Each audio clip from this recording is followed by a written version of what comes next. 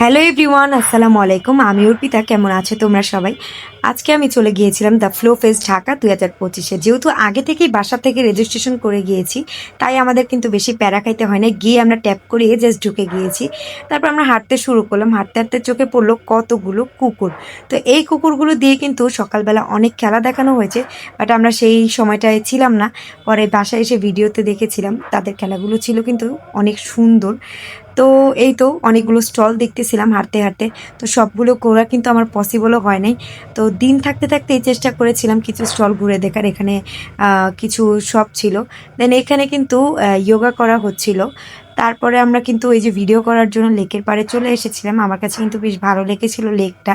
তো এই যে দেখতে পারতেছেন আমরা সবাই এখানে ছবি তুলেছি, ভিডিওস নিয়েছি।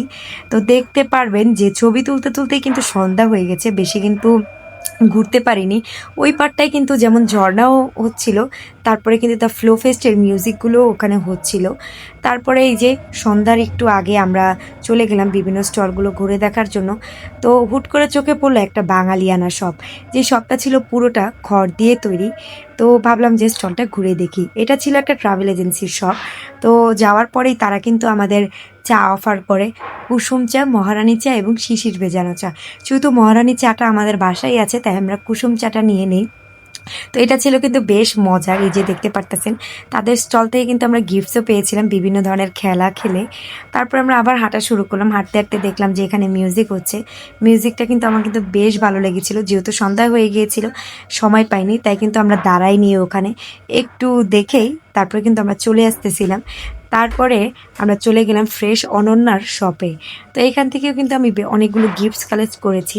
গিয়ে তারপরে কিন্তু এই যে পুতুলগুলো দেখতে পারতাছো, এটা কিন্তু খুবই ভয়ানক ছিল। দেন এই জুয়েলারিগুলো জাস্ট ওয়াও ছিল। সবই কিন্তু হ্যান্ডমেড প্রোডাক্ট ছিল এখানে।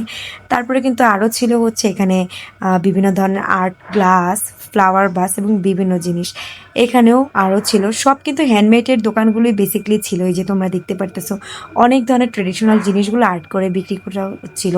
তারপর আমি চলে গিয়েছিলাম আমি সেই ফটো বুথটাতে। যেহেতু এটা ছিল সব থেকে সুন্দর একটা বুথ, তো ভিডিও এবং ছবি নেওয়ার পর আমি চলে গিয়েছিলাম বাসার উদ্দেশ্যে। তো যাই হোক, আজকের মতো এখানেই বিদায় নিচ্ছি। যদি ব্লগটা ভালো লেগে থাকে অবশ্যই লাইক, শেয়ার অ্যান্ড সাবস্ক্রাইব করবেন। আল্লাহ হাফেজ।